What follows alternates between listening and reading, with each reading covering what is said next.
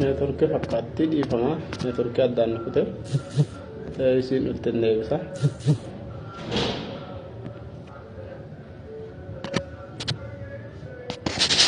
Deebisa isin dhufte dhiifama. Network kama addaan kuteera.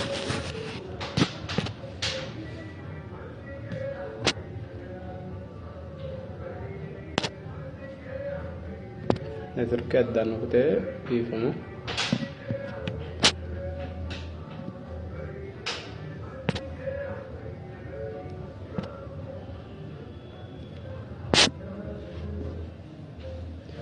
Bifama network addaan kute waan ta'eef deebitee gaaffii itti deebiti.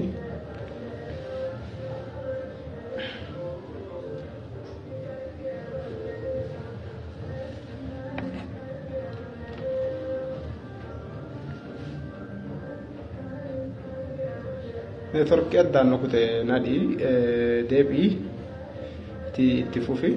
Networkitti addaan kute dhageessisaan turre.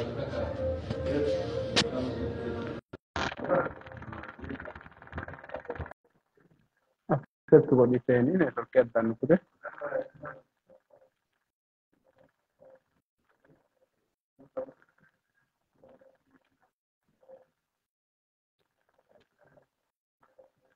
Networkii addaan kute waan ta'eef itti deebi'i.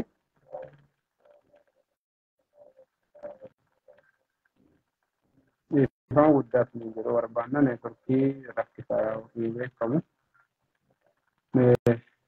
Networkiitti addaan kute itti deebi'ee gara gaaffii keenyaatti deebina.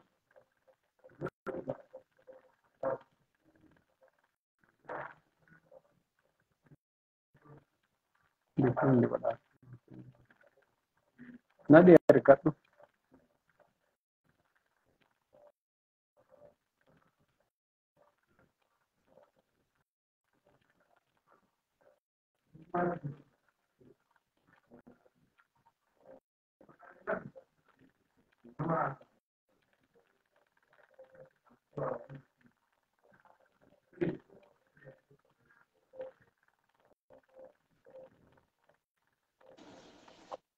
Amma na dhageessu.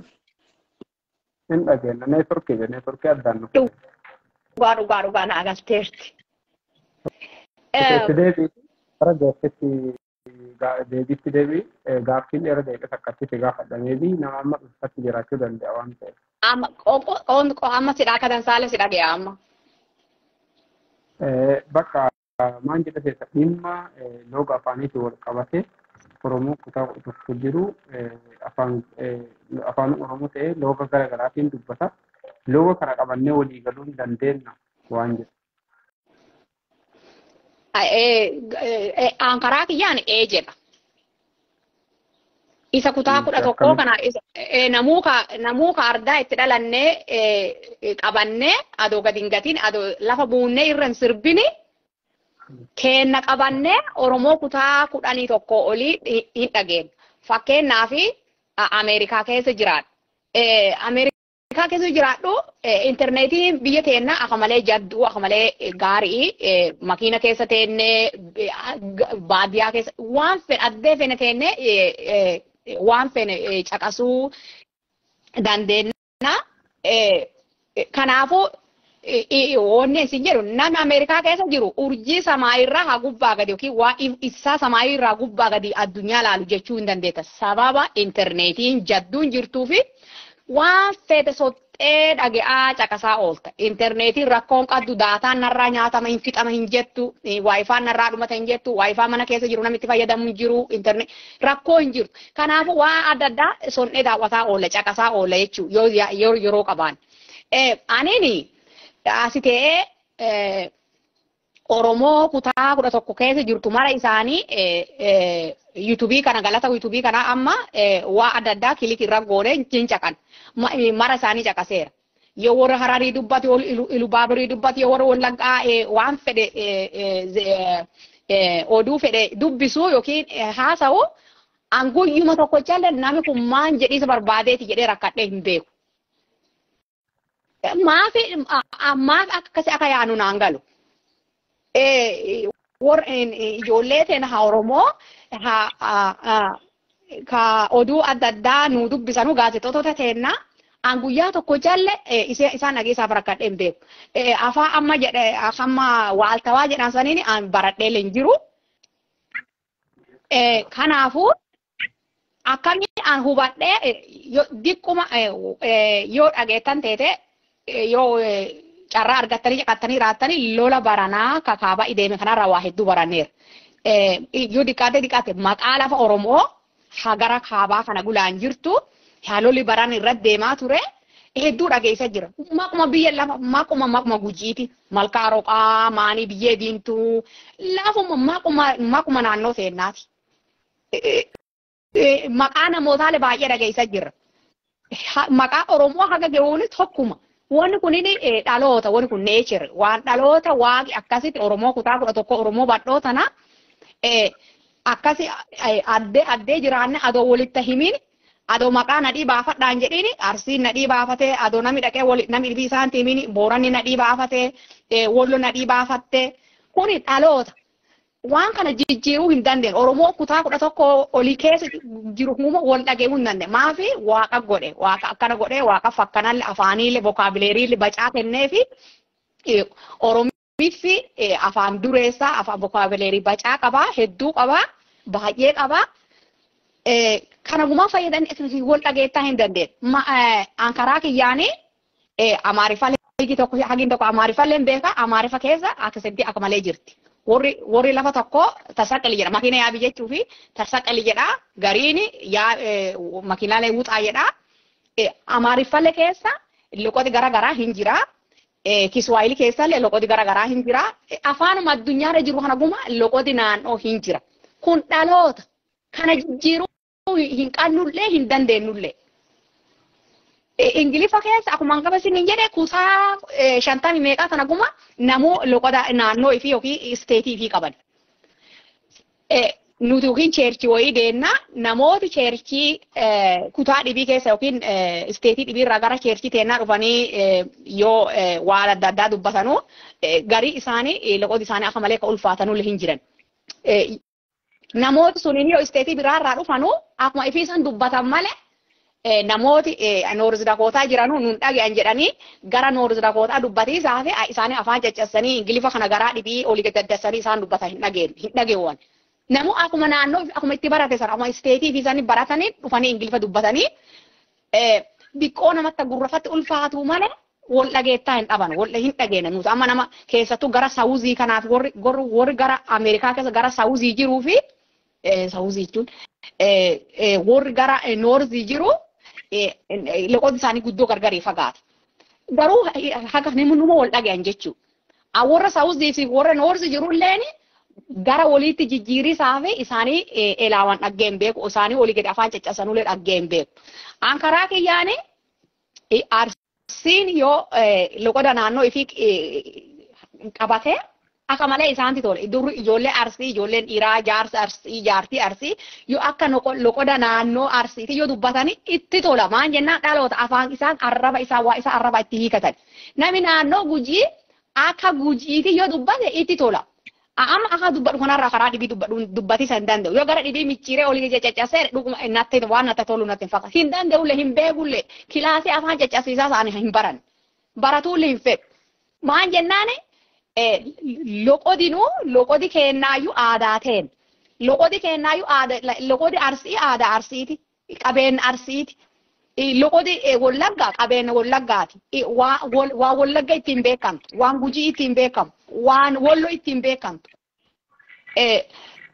gaafa tokko Ameerikaa dhufee nama guddaa nama gannaa guddaa tokko nama dur nageelle qubatu nama Booranaa tokko wal barannee ijoollee sababa ijoollee saagula nagee wal fuunee ijoollee isaanii hariyaatiyyaa mana isaanii fadeemee taphadha garuu isteetii biraarraa gara anjiru kana dhufa yoo dhufu duudii ijoollee isaaniitiin nadhii mana yaama akka Gujii isaa akkasiin dubbatu Gujii naqaasitti nadhii affeeraan mana koottaa nadhiin koo jedhaan jedhe jaarsi suniin mana isiiti ijoollee fi gulaanii na yaamee na walii haasaa ture. Maa jenna loqoda Gujii naqaasitti nadhii akka malee jedhe nama dur nageelle hojii lafa keenya isa waliin qubannu. Kanaafuu dubbii nami hedduun jecha an jedhurraa haasa'u kiyyarraa nadhii gujii akan ta'u na beekan. Yoo inni akka namni tokko dubbaturraa ka'e namni yoo akka inni Arsii ta'e yoo namni sun Oromoo Tuulamaa akka inni ta'e yoo Oromoo Baalee akka inni ta'e yoo beeke maal rakkoo qaba. Kanaafuu an eega itti rakkatin an Oromoo Baalee dhageessisaaf yoo rakkatin Oromoo Arsii dhageessisaaf yoo rakkatin Oromoo Booranaa dhageessisaaf yoo hin rakkanne ta'e loqoda naannoo tiyyaa yoo qabadhe akka waan kiyyaatiif yoo qabadhe yoo tiffadhe maal rakkoo qaba. Kun yookiin ardummaaf ifi jaala laalaa deemtan jedhe waan nami gariin nami sin dhaga'u waliin jedhaa deemis sirrii natti fakkaan. Wal dhageena maaf an dhagea warra Wallaggaa warra Bulubaaburii eegaan dhaga'e isaallee na dhaga'ani. Amallee takka ayyaadu nami Ilubaaburii tokko yoo sababa hojiifaa gara Booranaa kana yoo dhufe gara Arsii yoo dhufe gara Gujii yoo dhufe jechoota inni dhageenne akka malee diqqaa lakkoofsaan diqqaa ta'uu danda'a. Isa saniini dirqama nama saniiti yoo jechaan dubbadhu yookiin gara Gujii kana yookiin gara Booranaa dhufe waan an jedhu garii isaa yoo galuu dadde nu bira akkanaan jedhanu isin maan jettani isin waan kana nama itti dhufe sanni gaafate gara naannoo itti dhufe saniini jechoota isa inni hin beekne isa gaafate isa baratuu qaba jedhee amana malee anini nami tokkochi Booranaa deemee Oromoo Tuulamaa keessa qubatee akka Oromoon Tuulamaa akka isaa dubbattu godhiisaa fi yaaluun hin barbaachisu waan barbaachisu na tafakkaan. Akka fakkeenyaatitti nami tokko Boorana keessaa godaanee biyya keenya lafa ardaa keenya Gujii kana nami sun jiruu isaa guutuu jiraatee du'e bara shittaa gara san godaanee gara biyya keenyaa galeseyaa. Namni sunini haga du'utti haga guddatee du'utti akkuma dur itti dhalatee naannoo afaantu itti dhalatee guddatee kaani haasawaa jiraatee biyya Gujii san keessatti oddoo gama oddoo kana akkasi jiraatee du'e namni sun. Namni sun sirrii bakka. Afaa itti dhalatee afaa arraba itti hiikate sani haga du'utti dubbatee akkuma san loqota san itti haasawaa ittiin gargaaramee haga dhumaaf iddoo. Nuti amma namni nun dhaga'u jecha mataa keessa namni nun dhaga'u addee jennee namni keenya namni nun dhaga'u jedha jecha akkasii mataa keessa qabanne rakkoo guddoo uumisaa jirra akka kiyyaatti loqodi Oromoo kutaa 11 keessa jirtu maraayyuu baduu hin qabu karaa kiyyaatti baduu hin qabu namuu kaafi kiitti godhatuu qaba yookiin qabatuu qaba. Wanni garii isaan hin galle yoo jiraatte namni dhibii isaan bira jiru yookiin isaan walii oolanuu jechoota inni hin beekne yoo jiraate yookiin jechoota nama Booranaa walii yoo oolee jechi namni Booranaa itti gargaaramu kan hin beekne yoo jiraate ana isa gaafate maan jecha feete naan galle addeessanii yookiin akkas hin jennu nuti jedhee anatti addeessa midhaafatiisa qaba malee ankaraa kiyyaani wanni nuti loqota jijjiiraa deemnu kunini dansaa jedhee natti mudhanne loqodi keessattuu loqoda keenya nuti jijjiirre abbooti warri keenyaayyuu akka malee wanni nutti rakkataa jiran nuti kanama dhibii baranne ka warra afaan haadha keenyaati abbaa keenyaa wallaalle ijoolleen bara kanaa kun tunfaati mana barumsaa dhaqanii loqoda isaa warri isaanii hin beekne baratanii gad deebi'anii warra rakkisaa natti fakkaate amma. Kanaafuu adoowwan kana adoo hattee wayya loqodi kenna akka malee natti tola kutaa Oromoo kutaa 11 oli keessa jirtu gume namuu loqoda isaanii hin jaalatanii ankaraa kiyya namuu adoo kiipi godhatee wayya jedha dubbiin dheeressu dhiifama. Hayyee galatoomii ba'ichee haacheessa. Sirriitti itti keessadha yaadamee bacaalee dhaggeeffataa ture. Burqaa amma haalli naannoo keessa raabsulee dhiibbaa uumuu danda'a waan jedhu koomintii kenne. Ta'uu danda'anillee waan xiqqoo weera buusee gara gaaffiitti aamitti garina. Gaaffiin dhimmi loqoda wal qabatee afaan Oromoo kutaa 11 keessaa afaan waaltaa waan hin jiraadhe gaafadhee ture. Hin jiru jechuudha.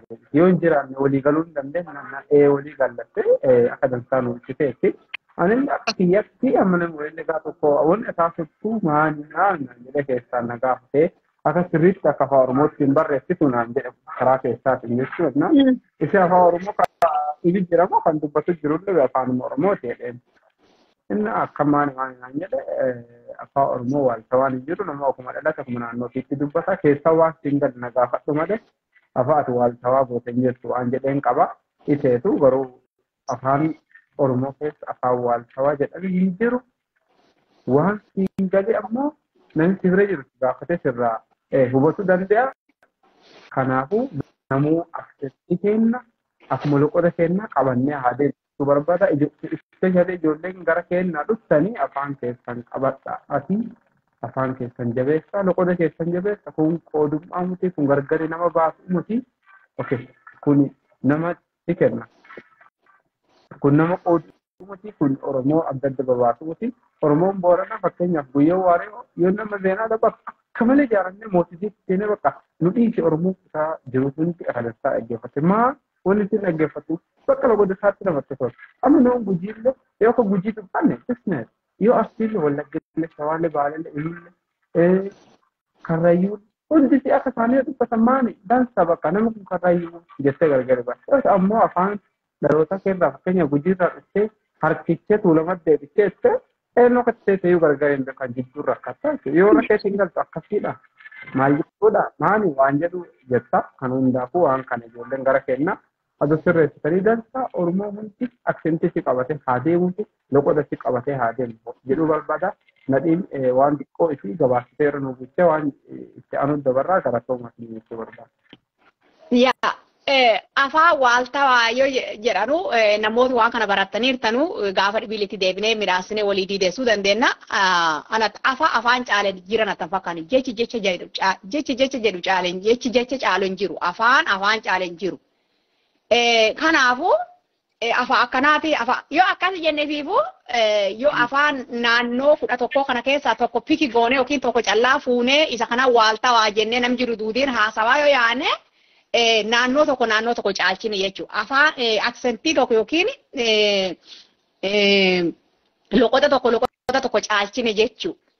Kanaafuu akkuma qaraa jedhe kaane seera Ingiliffaa kana keessatti afaan jechoota baayoloojii callaa, fiiziksii callaa, bokaabiloorota waan kanaaf uumamee jira. Nan guyyaa ittiin fayyadamne. Ka herrega uumamee jira sun dhugaa namuu yoo herrega jabeessitee fakkasitee barattu ta'e yoo fiiziksii barattu ta'e baayoloojii barattu ta'e kilaasii galtee sun inni nuu wanni mataa isii qaba bokaabiloorota jajjabaa dheeraa gurguddaa mataa isii qaba san seentee baratta garuu akka waliigalaatti yookiin warri gaazexeessootaa waan karaa isaa muyaa isaanii saniin waa itti baratanii waan dubbisan qaban. Yoo akkasii yookiin warri fayyaa warri doktorootaa jechoota mataa isii danda'e vokaabileerii jajjabaa kan nuti guyyaa ittiin gargaaranne ka warri doktorootaa callaan itti gargaaramu baay'ee jira. Waa akkasii yoo hin ta'in afaan caale yookiin loqoda caale hin jiru. Addunyaa guutuu keessaayyuu hin jiru. Afaan naannoo takkaa yookiin loqoda naannoo tokkoo akka tokko gadi qabanii akaanii namuu ka ollaatti dhalattee ijjumaa jijjiirsisanii fakkeenyaaf ijoolleen tiyya afaan loqoduma amma isteetii jirru kanaan baratti.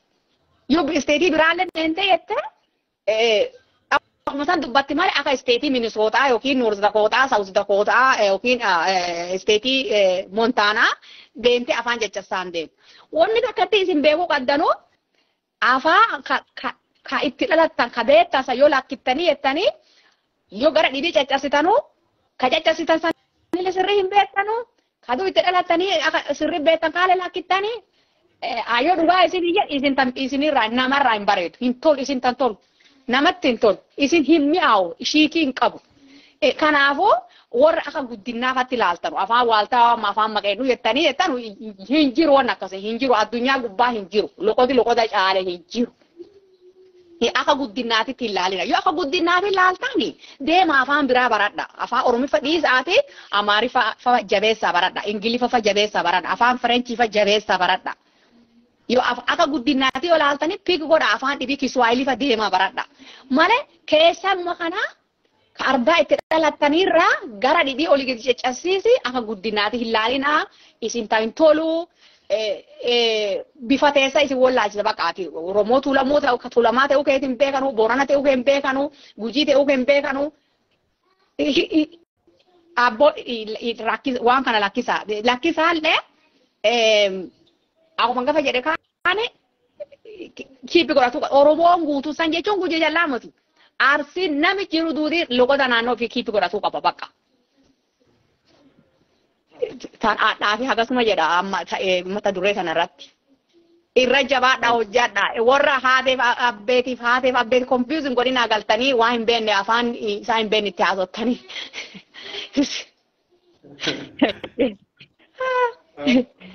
Yala toomi bakka hagana yookaan hingiyaa dhimma kanarratti yoo bal'inaan koomentiilee kennu jira. Namni tokko ammoo katama galee afaan Oromoolee dhiisee akka Amaaraatti kan filaalu jira. Akka jaraatti afaan Amaaraa kan araadinetti godhatee namman gujiitu fayyadu dubbichi afaan Amaaraa qofallee sitti haasa'u hin jira. Afaan Amaaraa baratuun dansa garuu nama afaan Oromoo sitti haasa'u afaan Oromoo haasa'uun illee gaadhima namni suni fakkeenya afaan Oromoo hin beekne ta'e rakkisuun sirrii miti. Afaan Oromoo beekaa yoo ta'e afaan Oromootti haasa'u. Katama galee afaan Amaaranya barate Amaaranya malee sitti haasa'u afaan Amaaraa dubbatuun fakkeenya Amaaranya Ingiliffaa dubbatu araadinnetii miti afaan rakkoo hin qabu bakka. Afaan yoo beektu beekumsa. Afaan kiiloo beekumsa miti afaan bakka. Amma Faranjii afaan Oromoo hin beeku. Ammoo Ingiliffaa goo hin beeku. Kun bakka beekumsa mata afaan Oromoo beeku. Afaan dhalootaa beekuun beekumsa kana waan ta'eef ijoolleen tanta katama galtanii Amaaranya malee hin dubbanne hin jirtu. Ijoollee nama garee kaanuu Finfinnee beeku hin jira. Bacaa ka afaan Oromoo bakka hin dubbatu bakka fayyadamu waan dhaggeeffatu qomoo Amaariffaa dhaggeeffataman so'aadinnitti miti. Barachuun keessan dansa rifuuz isinii baradha baguma baratta. Afaan adda addaa baratuunis Amaaranyaa, Tigireenyaa, Waleetanya kamuu baradha. Garuu afaan keessan hin dagatina.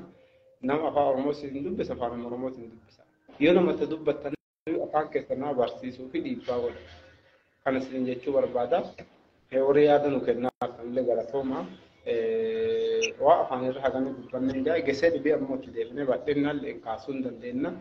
Kanaafuu Oromoo kutaa 11 keessa jirtan Jimma, Harargee, Shawaa, Baalee, Arsii, Wallagga, Shawaa, Karrayyuu, Iluu, Booran jennee nu gargariin ba'an Oromoo hundi aksentii keessan loqota keessan qabadha dubbadha bakka. Eessa akka fedhutte si gaafatu danda'e afaan keerraa understand nama godhuu danda'a. Afaan keerraa waan dubbattu qofarra nama gochuu danda'a. Ammoo sabboonummaa malee waan biraatiin miti akkasii qabadha. Galatoomaa gaara gaaffii lammaffaatti dabarra sa'aatillee deemeera waan ta'eef daqiiqaa 10 fayyadamtee gaggabaasitee gaaffii sana nu deebichaa. Miidiyaa fayyadamuun miidhaa qabamu faayidaa qaba. Yoo miidhaa qabaate akkamitti yoo faayidaa qabaate immoo akkamitti waan jedhu gabaasii daqiiqaa 10 fayyadamii nu deebise. Ayyee. Yo saatiin tegeette milikiin amudis saatiin yookiin dhaggaa saatii dhaggaa dhiifama na bira jirtin seene duri. Ya dhagge amma dhagge. Ankaraa kiyyaani miidiyaan miidhaa inni qabu haga diqqaa fudhadha diqqaa bu'aa isaatii caalee fudhadha. Akka nama tokkooti nami yaada kiyya nami jirtan kuma yaada kiyya irratti waliigaluu qabda yookiin nadhiin dhugaa jette jedhuun qaddanu uma rakkoon qabu nami silaafuu wama beekuu fi wama itti fakkaate dubbata. Nami yaada kiyya irraa adda jirtanullee jiraachuu dandeettanii jiraachuullee maltanii maan jennaan nuti guma nama akakaati nama yaada adda addaa qabna. Ankaraa kiyyaan bu'aan miidiyaa rakkoo miidiyaan namarra fidu diqqoo bu'aa isaatii caalee dhiyaman. Diqqoo hateetuun yoo an diqqeesse qofa. Miidhaa miidiyaa irraa nama dhaqqaddu yoo an diqqeesse qofa miidhaa diqqoo teeti. Yoo an immoo beekee miidiyaa kana hin fayyadamini rakkoo miidiyaa irraa nama dhaqqaddu yookiin side effectii miidhaa guddoo ta'uu dandeetti. Sunilleen yoo an sa'aatii guutuu amma mana qabaa, ijoollee qabaa, abbaa manaa qabaa, waa hedduun na eegata. asirraa ama haguma nama si dubbadhe asin duuba ka'ee waan guyyaa keessa hojjetu malu deemee hojjetu qaba waan guma sirreessee qopheessee ijoolleen kiyya akka eedderanne abbaan mana kiyya akka eedderanne mana kiyya akka narraa eedderanne waan guma qopheessuu qabu garuu waan guyyaa keessa godhu mara fixadhee yeroo diqqoo isii hamburadhee qusadhee deebee miidiyaa fayyadama. Yoo ammoo tokko sa'aatii yoo beenne ittiin qusanne yoo beenne ittiin fayyadamne ta'e sa'aatii akka malee sa'aatii teenya adoon beekin nurraa gubee sa'aatii teenya nurraa balleessee ijoollee teenya edderree abbaa mana keenyaa edderree nyaata qopheessuudhaannee mana keenya qulqulleessuudhaannee yookiin baanee hojii hojjetuudhaannee yookiin kabarannu barumsadhaannee karaa saniin sa'aatii teenya bilaasha balleessuun miidhaa qaba. Haadhibii ammoo keessattuu ijoolleen dargaggoo fa'aa ijoolleen didiqqoon fa'aa yoo waan laalan kan hin beekini miidiyaa kanarra wanni hantuun akka malee jirti. Akka malee wanni ijoollee amala balleessaa, wanni nama amala balleessaa, nama guddaayyuu wanni amala balleessaa waan bindillaa jira. Waan namni laakkaween dhaqan asirra jira. Ankaraa kiyyaani feesbuukuma dhaqee falaalaa yookiin yuutuubii sanii dhaqee waan na barbaachisaa waan barbaadu yookiin waan guugolii godhuu yookiin waan sarchi godhuu waan san mata dureessa itti barreessee waan san laalee yookiin waan san dubbisee biraa deema. Wanni dansaan miidiyaa wama ati itti taayippitti goote wama ati itti barreessite yookiin wama ati sarchi goote siifita. Yoo ati waan hantuu sarchi goote waan hantuu san siifita. Yoo ati waan dansaa sarchi goote waan dansaa san siifita. Yoo ammoo waan hantuu deennee qubanaan dhufee miidiyaa akka malee hammeen hamaa qabaa. Tokko sa'aatii teenya fixaa. Lammaffaa amala hamaa hagana hin jenne nama barsiisaa. Inni hantuun sun garuu ifiin gara keetiin dhuttu. Suma dhaqee itti barreeffatee gara keetii akkasiin shookittee gara keetii yaatu godhaa. Sunin akkuma amma ala kana yoo gadi baanee jenne wanni unii diidi kun duudii isii. Yoo dhaqee an garuu bitadhee waa unii san biiraa sani haraqee san yoo an bitee une malee haraqee ifiin gara kee dhuttee mataa kiyyan nan duutu afaan kiyyan nan duutu. So anumatti mana unii sarraa goree deema jechuudha. Kanaafuu miidiyaalee waa hantuu as keessa ciisaa saniini anumatti deemee sarchi godhuu dhaba jechuudha. So yoo sarchiin godhini yoo waa hantuu san sarchiin godhini yoo waan gaarii callaaf itti fayyadamne jenne miidiyaan akka malee keessattuu bara kana miidiyaa akka malee nama barbaachisa. Akkuma gaafa tokkollee jedhee nuti amma biyya Ameerikaa keessa jiru kanatti hagi nuti dooktorii bira dhaan dhufu haga dikka.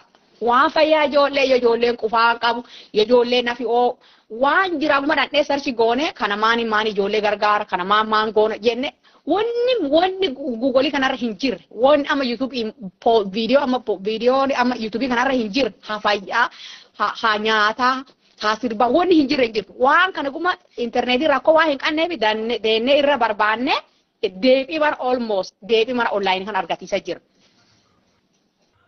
Rifeensa kan ijoolleen dubaraa dhugaan caqasaa midhaasa rifeensa kan akkamiin guddisaniidhaan guugolii kan rifeensa akkamiin bakka dheereffatanii gogaa nafaa akkamiin bakka laaffisanii akkamiin midhaaffatanii wanni hin jirtu waan kana dhuma deentee achirra barbaaddee guuratta gadi. Kana duudi yoo ifiin arginu waa akka dansaa mataa foroforii mataa kana akkamiin balleessinaa jettee dhattee barbaaddee yoo dhaggitu qorsa foroforii nama dhibii jaalannu yookiin obboleettii dhibii hariyaa dhibii warri ijoollee faamilii teenyaa namni walii ergina. So nuutu halkanii guyyaan intarneetii keessa teenne informeeshinii guurree hin fixannee barbaannee hin fixannee ammallee dharraa hin baane nu ammallee barbaasaa jirra nu ammallee guugolii godhiisaa jirra. Ankaraa kiyyatti miidiyaa akka malee informeeshinii addunyaa kanaayyuu dhaggeessaaf bu'aa miidiyaa laakka'ee fidu karaa kiyyaan. Okay, kaachirta miidiyaan akkuma ati jette fixattee miti? Hin fixan yoo waan dhibii uummata duree kanarra waan dhibii kan nagaafatu qabaatte malee itti dabalee dikkoo dubbatuu hin danda'a. Wanni isin si gaafadhu hin jiru waa itti dariiti sadeeqaa baay'ee itti dari. Karaa kiyyaanii amma waan kana yeroo hedduu duri yennaa hedduu miidiyaa irra illee hin jiru feesbuukii illee guddoo hin fayyadamu ture garuu bara kana akka malee waan hedduu wani garaana guddeefi miidiyaa kanarra baay'ise jammare feesbuuk kanallee akka durii caalaa fayyadamiisa jalqabe yuutuubii kanallee banee hojjetiisa jalqabe yookiin uuma xixiqqoo waan beekuun hojjetiisa jalqabe maan jennaan informationii addunyaa akka bulee ka'uuni addunyaan kun informationii maani ijaarrante informationumaa sanaan dhaabatte ammallee wanni irra bulii jirtu addunyaan warra irra bulisaa jirtu informationii sammuu arganu miidiyaa kanarra. Namooti keenya garuu akka malee fagoo waan kanarraa jiru. Fagoo waan kanarraa jiru. Yoo tokko anaan jettanii beektanuu galatoomaa. Yoo namni hedduu amma baay'ee dafee viidiyoo waa poosti godhu nu joonjessitee fanamaa waliin jettan dhagga. Anaan jettanii jirtan nu galatooma. Maaloo nu joonjessitee fa waliin jettan. Akkasii moti.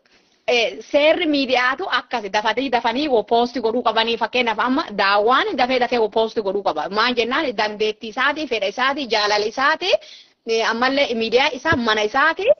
Daawwaa waan fedhe irra poosti godhuu mirga isaati. Isi ammoo yoo jaalattanii laayikii godhaafi, sheerii godhaafi, kaamentii godhaafi yookaan ammoo bira kutaa. Gaafa tokko anini viidiyoo wayii baradoo akka malee mana keenya bira buuteertu poosti godhee namni hedduun gaaffii adda addaa waan nama holisaa na gaafataa turte. Nama san keessa garuu namni tokko wayii maa akka goonuun poosti nuti tokko tere naan jedhe. Isaa fi poosti goone nama tokkoo fi muti waan poosti godhuu fi nama tokkoo fi muti. Like isa taargeetti godheeti muti anka waan san poosti godha. Dhaggaa qilleensa biyya teennaa dhaggaa jedhiis maafi poosti godhee? Kanaafuu yoo feeta warra kaamentii godha waan dansaa yookaan akan si taargeetti godheetitti adoo fudhatuudhaanne hose ammallee miidiyaan wani barbaachisuu fi informationii dannee wal jijjiirata karaa amma fakkeenyaaf lafa naannoo teenya sanii addeen informationii wayii irraa fudhan lafi nuti itti tuuttonnee mudhan fakkaallee hin jirtu addeen nuti fakkana itti mudhan hin jirtu ansaniif daawwa akka jabaattee waan kana wadhaantu si jajjabeessisa jira. Adama fakkeenyaaf goofandii amma warri kaabaa kuniin halkanii guyyaan godhatu kana qopheessine miidhama namni keenya asirraa nu laalisa jiru hin jiru namni keenya dhibbaayyuu hin gahu. Addeen nuti fakkana wal dhagginu tokko mee miidiyaa tokkocha naa himaa biyya teenya keessa miidiyaa tokkocha namni mana kumaatiin daa'atu mana kumaadheesi mana dhibba hedduuti addeen nuti daa'anu jirti. Hin jirtu jiraachuu dhaboo isii miidhaa guddoo uummata keenya irra qabdi. Daawwarratti moti nadhiirratti moti akka uummataatitti akka kolbaatitti akka nama miliyoona hedduutitti wanni kun akka malee uummata keenya irratti miidhaa qabdi. Addeen nuti fakkanaa itti argamu miidiyaan nuti namni keenya fakkanaa irra argamu jiraachuu dhaboo isaa hin beekaa sababa interneetiin biyya keenya keessa akka malee laattuu warri gadi katamaa xiqqaa keessa jirtan fanuun dhageettanu kun rakkoo guddaa akka ta'e hin beekaa rakkoo interneetii. Garuu warrummaan finfinnee keessa qubattanu yoo diqqaattanii jetanii mana dhibbaatiin jirtanii mana kumaatiin hin jirtanii jedhee amana. Namni kunin addeen namni keenya karaa salphaa bayiin ama odaan nuti dhadhee jala baanu finfinnee keessa guddoo hin jiru yookiin addee sargii addee mana eebbaa fa'aa ta'uu dandeetti. Garuu addee namni akkana wal ta'itti addunyaa kun amma karaan goofandimii kanaayyuu karaa itti qopheessa kuru karaa onlaayinii kan addee kun akkana walitti dhaggan kan. Yoo dhageettan ta'e yeroo gabaabduu keessa miliyoona hedduu wal qabataa jirti addunyaa yookiin warri kaabaa warri Itoophiyaa keessattuu goofandimii kana onlaayinii bananii mana miliyoonaatiin gizee gabaabduu keessatti beesee guddoo wal qabanii uummata isaaniitiin qarqaaran. Kana amma ilaa meeti amma maan goonee dandeenya nuti amma nama meeqa miliyoona meeqa nuti hin beeka namni keenya harki guddaan baadiyyaa keessaa akka qubannu hin beekne. Namootuma keenya ka baadiyyaa keessa ciisan kanaayyuu akkamii achi baadiyyaa kana keessaa guurree gara magaalaa akka isaan golan wadhaan. Aki wadhaannuun nuti namni tokkee amma magaala jirru kunin mataa wal qabatuu qabna. Mataa wal qabatuu qabna. Wal foloo wal godhuu qabna. Bulii tana namni keenya gaazexeessaan keenya tokko nu mashii. Boruu mashii. Yes, boruu mashii tapha tokko fa'aa qabannee dhunnaa jedhanii poostuu godhanii nami waan sarratti laayikii godhe nami waan sarraa kaamenti godhe lakkoofsa isaanii akka malee xiqqaa namni suni nama gurjii nama guddaa nu qabnu keessa nama tokko waan sila adoo nama nuti akka malee jala dudda duuba hiriirree akka inni dafee waan jabeessuu qabnu tokko keessa nama tokko nami sunini poostii isaan akkasii jedhanii poostii godhansanii nami mana 500 nami laayikii godhuu dhabuu isaanii addee jiru na agarsiisan garaa kiyyaa. Like fagoo akka jiru akka fagoo jiru miidiyaarraa akka fagoo jiru miidiyaarraa fagoo jirre jiraachuun akka uummata tokkootitti guma gumaanu akka duuba jiru na agarsiise mana 500 nama tokko nama qabu nama hin jira jedhu nama isaa nama guddaa tokko nami 500 tokko waa isaa laayikii godhee jedhu godhuu dhabuun akka malee waan nama ta'uun faataati. Ankaraa kiyya nama kan boruu mashiisan faa nama kee nama guddaa nama jabaa nama gaazexessaa saniini yoo inni amma murteeffatee gara duraa as dhufiisaa fi murteeffatee as ba'ee ankaraa kiyyatti adoo haga geennuuni addee jirru kuma duuba hiriirree waa isaa laayikii goonee waa isaa sheer goonee waa isaa kaamenti goonee jajjabeessine miidiyaan nuti jabeessine dhiinnee tarba ol baanu tokko jiraachuu qaba jedhee aman ankaraa kiyyaadha. Akka malee hinaaffaa garaa keessaa qaba akka malee garaan na gubataa akka uummata miliyoona hedduutitti waan miidiyaa jedhan kana qabaachuu dhabuun kenna addee nuti itti fakkannu jiraachuu addee nuti fakkannee onlaayinii irra mudhannu wal dhagginu adoo goofandimii teete adoo waa adda addaa teete addee nuti itti mari'annu walitti dhageenyu tokko jiraachuu dhabuu isii akka malee hinaaffaa guddoo mataa keessaa qaba kanaafuu adoo jabaanne nama nama baay'een kana nuti nama baadiyyaa dhalate nama waan miidiyaa kanallee dhaga'aa guddatee muti aanuyyuu waan tokko waan godhu hin beeku hin dhagitanii sinuu akka hin beeku dubbii dadhabina dubbii qabaa. Garuu isuma tana achi as nuutummaa ila jabaanne achi as baanee yoo walta haasonne malee eenyu fuudhaara eenyu nu dubbataara eenyu waan kenna lafaa fuudhaara.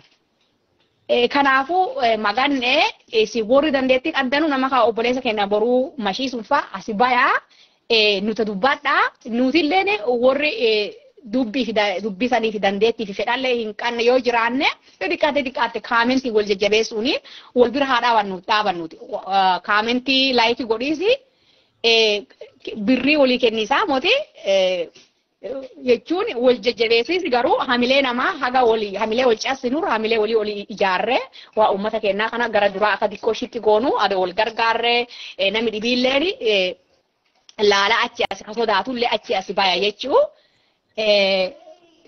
akka malee miidiyaa negeetiivii callaa hin fudhatina gara poozitiivii guddoo inni qabullee laalaa. Miidiyaa irratti bobba'aa saatii teessan garuu akkuma gafa jedhe kaanii qusadhaa saatii teessan qusadhaa akka malee saatii teessan qusadhaa saatii qusadis miidiyaa callaa irratti muti obboleeyyan tiyya haadhalleen jedhaa borulleen jedhaa maan jennaan namni kumas hin jiru namni kuma dhageessatti hin jiru saatii teenaa akka qusannu saatii dhiiba madaa'in kee mana keessa na rakkisaa jira saatii teenaa akka qusannu adda muuma qusatuu kana. Mana booyaa yoo dhadhee jenne warri mana cheerchii yoo dhadhee cheerchii yoo dhadhee jenne masgiida yoo dhadhee jenne warri masgiida sani sooressitanu warri cheerchii sooressitanu akka hagaan jammara hagaan jalqaba hagaan dhaaba uummati gara hojii fi gara jiruu fi hagaan deebaatuuti biyya teenya keessatti rakkoon guddoon saatii beeknee ittiin fayyadan. Wanni Eurooppaan tunfaa, Kanaadaan tunfaa, Ameerikaan tunfaa akka kiyyatti wanni akka malee guddattee ol fagaattee fi saatii akka malee itti fayyadaman. Saatiin booya boonooyyuu saatiin boonii saatiin dhaabate booya dhiisanii deeman karaa hojii. So kanaafuu nadhiin booyaalee nu dhoogaartiin jedhina garuu addunyaa wanni akka malee guddattee addee guddoo geettee fi yoo boottullee saatiin booya dhaaddee gara hojii deemti. Addee nu saatiitti qusannu ifuma feesbuukii kana jennee akka waan feesbuukii saatii nu dhooguu fayyaanna malee addee nuti saatiitti balleessinu akka malee addee bacaa jira. Keessattuu addee cheerchii fi addee misgidaa fa'aa waan sanfa ganaa gaafa tokko hin dubbadha jedheera. Warri sagantaa cheerchiifa dursitanuu abba uummata hagaan gadi lakkisa. Hagaan jalqabaa hagaan dhaabachiisa. Su'ama mata duree biraati saatii sintan dheeressu hagaani sagantaa keessanii yoo namni shanillee dhufee namni lamaallee dhufee hagaan jalqaba hagaani yoo sa'aatii torbaaf fidna jettanii sa'aatii torbaan sanatti bakka dhaabaa dhiisa. Dubbiin madda mataatiin dhumattu kanaafuu uummata hagaan gara jiruufi deebu hagaan gallakkisa. Sa'aatii qusaadha sa'aatii teessa fayyadama abboo isiniin jedhaa dhiifama isin dheeresse anu amma dheeresse dubbii. Ayyee galatoomii amma gaaffiin nuti irraa dheeffanne tanumaa torbaan gaaffii biraa fi atiillee sille carraa akka carraa ta'e sille wanta deebuu dandeenya. Ta'uu dhabammoo biraatiin wanta torbaan dhufu saatuma kanatti galgala arbii sa'aatii lama torbaan dhufu wanta beekna yaada. Sagantaa kenna guyyaa irraa asii fidna. Dhaansa xumuraa nadhiin waan jettu qabaatte nu jetteen duuba sagantaa kenna guyyaa asii xumurree torbaan dhufu ammoo nama dhibii fi yaada dhibii qabannee dhufna akka nu hordofa akka nu waliin jiraadha akka nu jajjabeessa koomentii nu kenna waan kana kan nu godha nama kana kan nu fidaa waan kana kanarra nu gaafadha waan jedhamu koomentii kan nu barreessaa fi nu waliin dhaabata nu jajjabeessiti gara biraatti nu deemsiti waan itti ofiisu nu gaafadha waan ta'eef video jirturatti koomentii akka nu cinaa dhaabattini waa isin goonullee akka nu gaafadha isiniin jenna waan xumuraa kan jettu qabaatte jechuuti sagantaa kenna xumuraa natti gabaasite kan qophaa'e. Asumaan ariifadhee waan himasiisa barbaadu yuutuubii kiyya maqaa isaa nadhiirraa gara daamuu tuubii waan jijjiiree jiruu fi daamuun amma daamuu jedha sarchina godha. Ammallee saayiniin isiniin jedha isaan jechuun imeelii fi paaswoordii keessatti galchaa guyyaa dhaloota keessanii fa'aa takkatti yoo saayiniinii gootanii jettan yeroo biraatiif isin gaafatu. Namooti baay'een duri akka malee na dhaggisaaf rakkataa turtanii maqaan nadhii jedhu suniin namoota hedduu yuutuubii maqaa nadhiitiin banatee jira. Saniif akka malee isin dhaggisaaf na rakkataa turtanii amma garuu yoo daamuu tuubii jettanii imeelii keessa itti galchitanii paaswoordii keessa galchitanii jettanii akka salphaan dhagguu dandeettanii maqaan nallee hordofa. Maaf na hordofaa jedhee yoo isin hin daawwanne ta'e waan gujii namni dhibiin dhimma irraan qabu waan gujii namni dhibiin irraan qabu namni dhibiin dhimma irraan qabu anillee isinumaaf jedhee yookiin gujii beeksisiisaaf jedheeti malee waan dhibii hojjedhee akka hojiitiin laalee jedhee wanni baay'ee yuutuubii irra hojjetanuu waan namni laakka hin dhaqqanne as jira. Keessattuu waan aadaa keenya argatiisaa fi hedduu na rakkisaa. Isuma na rakkisu sani akka tokko qoqqocee barbaadee hodhaan isa jira. San jechuun goma aadaa keenyaa tana mul'isiisaa fi akka malee itti dhimamee itti garaan na gubateeti malee hajaa dhibiirraa qabaadheeti mootii yoo ammoo isin kan daawwanne teete goma bu'aa hin qabu yoo namni daa'atu hin jire teete itti wanni jedha. Isin daa'atu akka feeta hin beekaa garuu saayiniinii saniinii saati guddoo mootii daqiiquma lama isinirraa fudhata. Saayiniinii godhaa saskiraayib godhaa waan keessanii guddisaa yoo akan tottoof shumoo gujii agarsiisu addunyaa agarsiisu barbaaddanii hadaraa saskiraayib na godha. Galatoomaa baay'ee sin jaaladha. Namni dhuttan kun duudiin galatoomaa torbaan dhuttulle ila rakkoon guddoon nama torbaan tana dhuttani torbaa itti aanta hin jirtan. Abboo akkasiin godhinaa isi warra amma jirtan kunillee kadhibiille dabalataanii torbaan dhuttan koya maaloo yoo hadha nama 5 teene bor nama torbaan dhuttu nama 10 te'isaaf. Yoo torbaan dhuttu nama 10 teene torbaa itti aantu nama 20 te'isaaf. Torbaa itti aantu nama 30 te'isaaf. Akkasi ol guddataa deemuu anna malee wanni guddoo nu rakkisaniini namoota hadha argame torbaan dhuttu argamu. Namoota hadha waa kaamentii godheen gaafa dhibii hin jiru. Akka kiyyaatti miidiyaa amma yoo isa kanarraa adoo xiyyeeffanne namni dhibiillee ol bahee jabaatee akkana miidiyaa kana qopheessee torbaan akka namni isa hordofu yoo godhe sanillee hin godhaan. Garuu amma daawwaa adoo dandeenye torbaaniin caqasiisaa godhaanne isa daawwuma kana adoo diqoo ol darbatana puushi goonee ol baanne silaa dansa. Kanaafuu Friday dhuttulle hin dedhinaa namoota hadhas jirtan kun Friday dhuttulle sa'aatii qusadhaa hamburadhaa argama daawwaa yoo anillee dhufee anillee hin jiraa yoo anillee bahee dubbadhee yookaallee bahee isa caqasiisaa bara hodhaanaa koota isin nama adda jirtan kunini torbaan utullee hin badina deebi'a ko tatti aan tulle namu deebi'a ko abbo amala akkasii baradha deebi'a ko nagaan naa bulaa oola.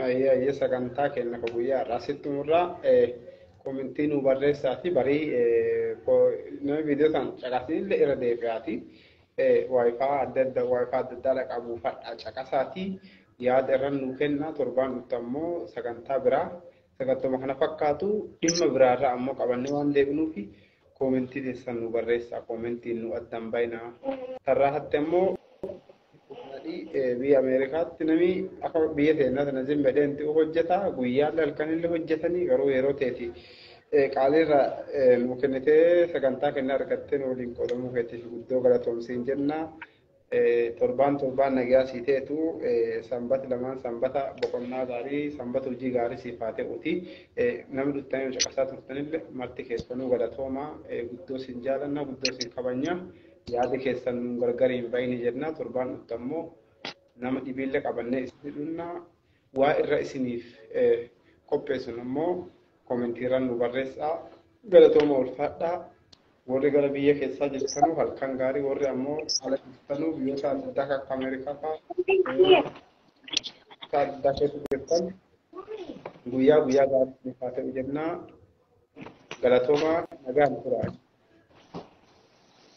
Galatoma tille nagatti. Again.